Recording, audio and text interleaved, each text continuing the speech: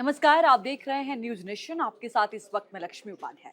नमस्कार, आपके साथ हूं मैं खुशबू मनोरमा मिश्रा। आप सभी का बहुत स्वागत है न्यूज नेशन के डिजिटल प्लेटफॉर्म पर। और आज जिस मुद्दे पर हम बात करेंगे वो है बेहद महत्वपूर्ण, क्योंकि असम में लिया गया है बड़ा फैसला। असम में मुस्लिम विवाह और तलाक पंजीकरण जो कानून है वो रद्द हो गया है और सीएम हिमंता बिस्वा शर्मा ने ये बड़ा ऐलान किया है। बिल्कुल, देखिए खुद मुख्यमंत्री हिमंता बिस्वा शर्मा ने सोशल मीडिया एक्स पर इस बात की जानकारी दी और उन्होंने कहा कि ये इसलिए हमने फैसला लिया है क्योंकि देखिए ये जो कानून था ये कम उम्र में यानी बाल विवाह को भी ये मंजूरी देता था। यानी कि अगर आपकी उम्र 18 से 21 साल के बीच में नहीं है, उससे कम में भी अगर आपने शादी की है तो इस कानून के तहत आप अपनी शादी का पंजीकरण करा सकते हैं। तो जाहिर है कि बाल विवाह पर रोक लगे, बेटियों की सुरक्षा हो, इसको ध्यान में रखते हुए ये फैसला लिया गया है और इस तरीके के विधेयक को मंजूरी दी गई है। बिल्कुल। और इसी पर देखिए जो मुख्यमंत्री हिमंता है उन्होंने ये कहा है कि हमने बाल विवाह के खिलाफ अतिरिक्त सुरक्षा उपाय करके हुँ। अपनी बेटियों और बहनों के लिए न्याय न्याय सुनिश्चित करने के लिए एक महत्वपूर्ण कदम उठाया। आज असम कैबिनेट की बैठक में हमने असम निरसन विधेयक 2024 के जरिए असम मुस्लिम विवाह और तलाक पंजीकरण अधिनियम 1935 को निरस्त करने का निर्णय लिया है। मतलब कुल मिला के लक्ष्मी, ये माना जाए कि ये जो बड़ा फैसला लिया गया है इससे शायद जो बाल विवाह जिसकी बात लगातार की जाती है हुँ। वो कम होगी और कहीं ना कहीं जो न्याय व्यवस्था है उसमें थोड़ा सा इजी हो जाएगा बिल्कुल, सरकार के देखिए लिए। अब जो आपका कॉमन देखिए जो मैरिज एक्ट है उसके अकॉर्डिंग ही चाहे आप डाइवोर्स ले रहे हैं, चाहे आप शादी कर रहे हैं, उसका रजिस्ट्रेशन ले रहे हैं, वो आपको उतनी ही आपको आज़ादी मिलेगी, वही सारे अधिकार मिलेंगे जो कि हिंदुओं को मिलते हैं। हम्म। क्योंकि इसके अगर आप देखिए इसको गहनता से आप समझेंगे तो आपको समझ आएगा, क्योंकि खुद मुख्यमंत्री की ओर से ये कहा गया है कि ये जो विधेयक है 2024 के माध्यम से हम असम मुस्लिम विवाह और तलाक पंजीकरण अधिनियम नियम 1935, आप समझिए ये 1935 में लाया गया था, उसको निरस्त करने का निर्णय लिया है। और निर्णय कर ये इसलिए लिया गया है क्योंकि तलाक के पंजीकरण में समानता लाने का उद्देश्य है। यानी जो डाइवोर्स होता है हम्म। वो चाहे हिंदुओं का हो चाहे मुस्लिम का हो, उसका आपको अब एक समान अधिकार मिलेगा।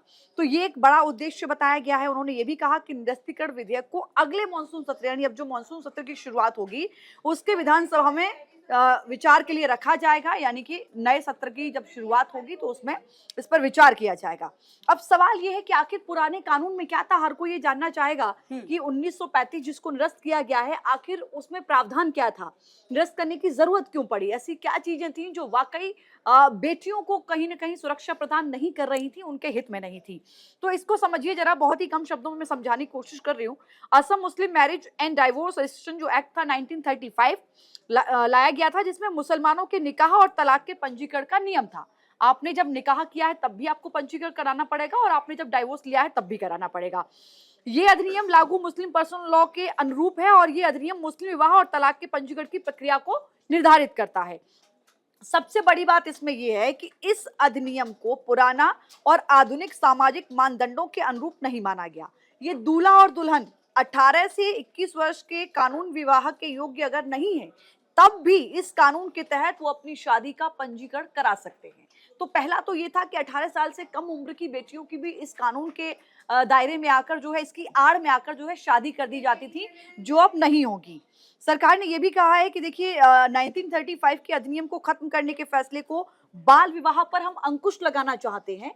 जो एक सबसे बड़ा फैक्ट दिया गया है वो यही है कि हम चाहते हैं कि कम उम्र में बेटियों की शादी ना हो, उनके अधिकारों की सुरक्षा हो, इसलिए इस कानून को हम बेसिकली बिल्कुल। लेकर और आए। अब आप ये भी समझ लीजिए, ये तो आपने समझा कि पुराने कानून में क्या था, क्या हम्म। बदलाव किए गए। आप कुछ लाइंस में ये समझिए कि नए कानून में क्या है यस। जिसकी बात अब हो रही है। देखिए, सरकार ने 1935 अधिनियम को खत्म करने के फैसले पर बाल विवाह पर अंकुश लगाने के लिए इसे कदम बताया। जैसा कि लगातार हम कह रहे हैं, हिमंता सरकार ने जो संशोधन किया उसमें असम में मुसलमानों का निकाह और तलाक का रजिस्ट्रेशन जो है वो अनिवार्य कर दिया गया। मतलब अब आपको हर हाल में तलाक और शादी दोनों का निकाह का जो रजिस्ट्रेशन है वो करवाना होगा।